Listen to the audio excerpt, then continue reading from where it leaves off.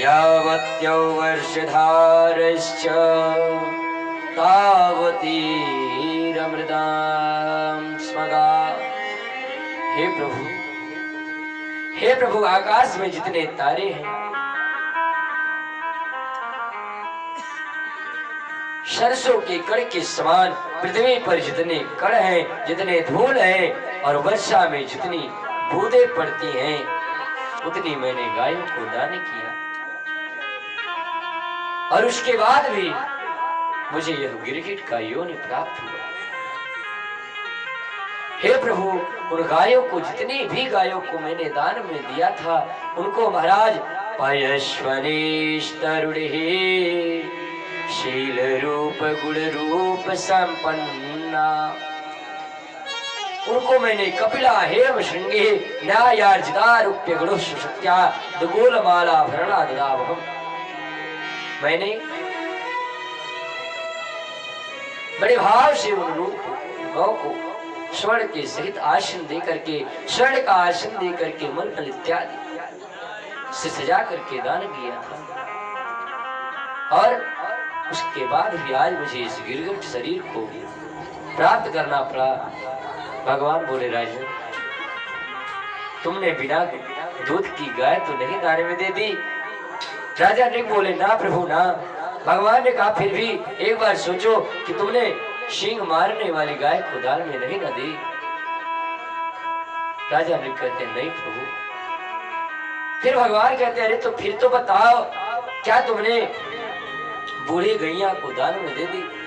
राजा ने कहते, नहीं प्रभु, मैंने अभी एकदम नई नवेली युवा गौ को दान किया है। भगवान ने कहा कि कुरूप रूप वाली को दान में तो नहीं दे दिए? राजा ने कहा, नहीं प्रभु, मैंने एकदम सर्वगुण संपन्न रहने वाली गौ को दान में दिया है। भगवान ने कहा, उसके खुर लगभग लंबे होंगे। सो राजा ने कहा कि नहीं प्रभु। भगवान ने कहा, तो बताओ तो क्या कारण था, किस कारण से वह तुमको गिरगिट रूप प्राप्त हुआ? राजा ने कहते हैं कि कस्यचिद् द्विजमोक्षस्य भ्रष्टाघोर्मय गोधने संप्रेत्या विदुषा सा च मया दत्ता द्विजानतये। एक बार मैंने ब्राह्मण को कई लाख गायों को दान किया, और भाग्यवश गलती से उस ब्राह्मण की जो गाय थी वह छूट करके मेरे द्वारा पुनः दिए गए दान में, गौओं के दान में वह शामिल हो गई। और जब वह ब्राह्मण मेरे द्वारा दान किए गए गाय को लेकर के जाने लगे, सो वह ब्राह्मण अपनी गैया को खोजते हुए आए और कहने लगा कि मेरी गैया है और तुम मेरी गैया को छोड़ दो, और तुम अज्ञानता के कारण मेरी उस गाय को लेकर के चले आए हो।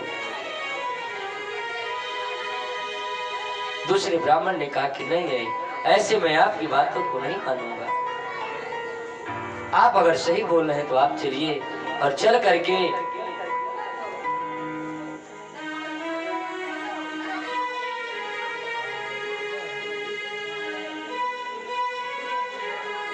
राजा के सामने इस बात का निर्णय लीजिए, और राजा जो निर्णय देगा वही सर्वमान्य होगा, क्योंकि राजा का कार्य है कि वह अपने प्रजा का, अपनी सभा में रहने वाले लोगों को हाल चाल इत्यादि से निरीक्षण करके उसके रूप को सुचारू व्यवस्था देवे, अपने राज्य को अच्छे से चलावे। जिस प्रकार से एक मुखिया अपने परिवार के भरण पोषण इत्यादि का कार्य बड़े सावधानी से, बड़े प्यार से समझता है, उसी प्रकार से राजा का कर्तव्य है कि वह अपने प्रजा का, अपने लोगों का, सभा में बैठने वाले मंत्री इत्यादि को सम्मान करे और उन्हें हर जरूरत की वस्तुओं से परिचित करावे। सो राजा जी के सामने दोनों ब्राह्मण गए, और जब सुनवाई होने लगी तो राजा ने पहले ब्राह्मण को आश्वासन दिया कि है आपकी गैया है और आप उस गैया को ले लीजिए। तब तक दूसरे ब्राह्मण ने श्राप दे दिया कि जाओ, तुमने एक ही गाय को 2 ब्राह्मणों के बीच में दान देकर के इतना बड़ा अनर्थ किया है, जाओ तुम। बार बार अपने मुख को हिला रहे हो, इस नाते जाओ तुम गिरगिट हो जाओ।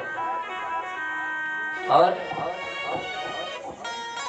इधर राजा द्रिकाज जब भगवान के द्वारा छुड़ा दिए गए तो महाराज आज भगवान की जय जयकार करने लगे।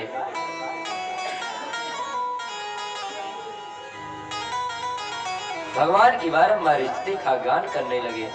हरे देव देव जगन्नाथ गोविंद पुरुषोत्तमा नारायणे ऋषिकेशा पुण्य श्लोकाच्युता व्यय। अच्छा, स्कंद पुराण में दान की महिमा को बताया गया कि दान देने के बाद अगर मन में सोच लिया गया कि हम यह चीज फला व्यक्ति को दान दे रहे हैं तो महाराज पुनः उस स्थिर मन को बदलना नहीं चाहिए, क्योंकि जब हम दान देने के लिए सोच लेते हैं तभी वह दान हमारे द्वारा हो जाता है, भले ही वस्तु हमारे यहाँ रखा हो, क्योंकि हमने मन से सोचा है।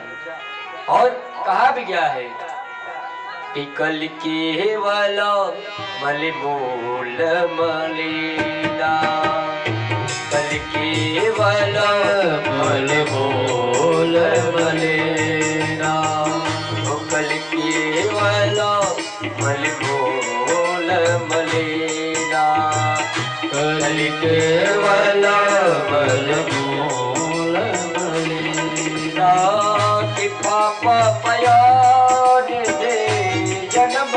मीना, पाप पराग जल बलना, कलियुग केवल हरि गुण गाहा, कलियुग केवल हरि गुण गाहा, गावत नरपा वैभवता,